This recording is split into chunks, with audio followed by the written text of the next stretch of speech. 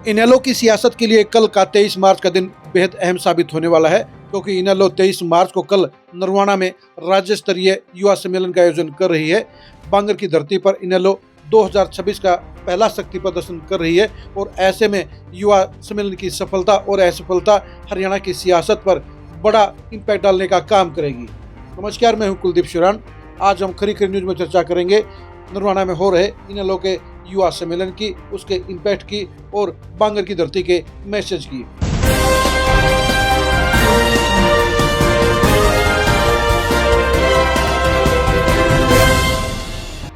अभय सिंह चौटाला ने काफी सोच समझकर नरवाना में युवा सम्मेलन का आयोजन किया है। ये युवा सम्मेलन इसलिए बेहद ज्यादा इम्पोर्टेंट है क्योंकि अभय सिंह चौटाला ने इसे बांगर की उस धरती के सेंटर पॉइंट पर रखा है जहां कभी चौधरी देवीलाल और ओम प्रकाश चौटाला को जबरदस्त जन समर्थन मिलता रहा है।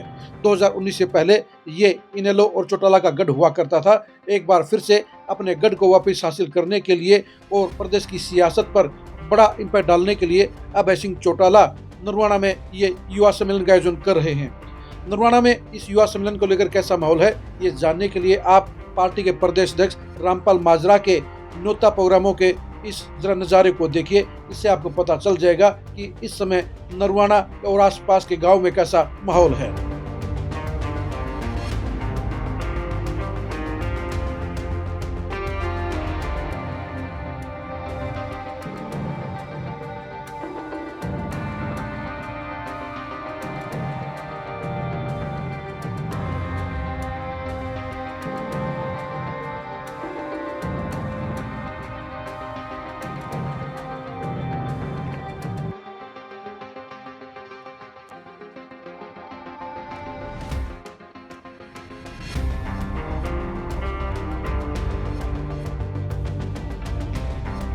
हमने आपको जो फोटो दिखाए हैं वो सिर्फ नरवाना विधानसभा क्षेत्र के हैं, जहां इनेलो के प्रदेश अध्यक्ष रामपाल माजरा इस युवा सम्मेलन के लिए न्योता देने के लिए गए थे।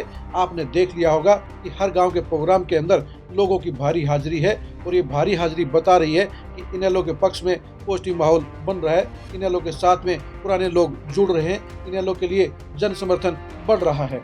यानी बांगर के लिए कल का दिन बेहद इंपॉर्टेंट साबित होगा और इनेलो नरवाना में बड़ी रैली के जरिए प्रदेश की सियासत में एक मजबूत मैसेज देने का काम करेगी। अभय सिंह चौटाला ने युवा सम्मेलन को कामयाब करने के लिए अपनी पूरी टीम को झोंक दिया है। पूरे प्रदेश में सभी पदाधिकारी गांव-गांव जाकर इस युवा योद्धा सम्मेलन के लिए लोगों को न्योता देने का काम कर गए हैं।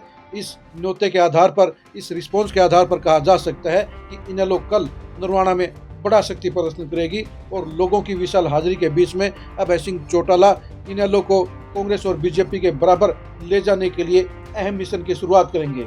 आप सभी जानते हैं कि अभय सिंह चौटाला मिशन 2029 में जुट गए हैं और इसके लिए बांगर सबसे इम्पोर्टेंट साबित होने वाला है, क्योंकि बांगर और आसपास की 1 दर्जन सीटों के ऊपर कभी ओम प्रकाश चौटाला और उससे पहले चौधरी देवीलाल की मजबूत पकड़ हुआ करती थी।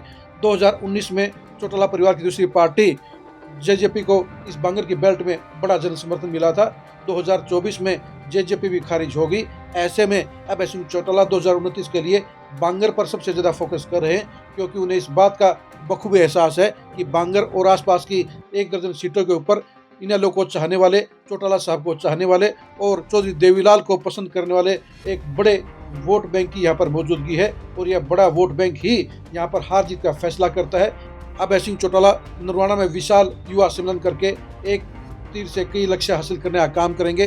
वो बांगर में ये मैसेज देने का काम करेंगे कि इनेलो दोबारा से बड़ी मजबूती के साथ वापसी कर रही है। इसके साथ साथ प्रदेश में भी वो मैसेज देंगे कि बांगर से जो समर्थन मिला है उसके आधार पर इनेलो 2029 में गेम चेंजर साबित होगी। और ये सही बात भी है, इसका बांगर में दबदबा होता है उसी की सत्ता में हिस्सेदारी भी होती है। इसलिए अभय सिंह चौटाला ने कल के युवा सम्मेलन के लिए पूरी ताकत झोंकने का काम किया है और जिस हिसाब से उनके नेताओं को पूरे प्रदेश में समर्थन मिला है उसके आधार पर कहा जा सकता है कि कल नरवाना में इनेलो एक जोरदार रैली का आयोजन करेगी और उसका प्रदेश की पॉलिटिक्स पर बड़ा इम्पैक्ट सामने आएगा।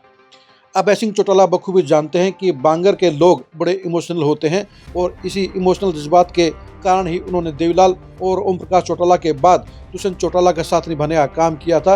अब 2024 में हार के बाद ये बड़ा वोट बैंक अभय सिंह चौटाला की तरफ पॉजिटिव नज़र से देख रहा है। अभय सिंह चौटाला को इस समय यहाँ पर पॉजिटिव रिस्पॉन्स मिल रहा है, उनकी साख यहाँ पर बढ़ी है।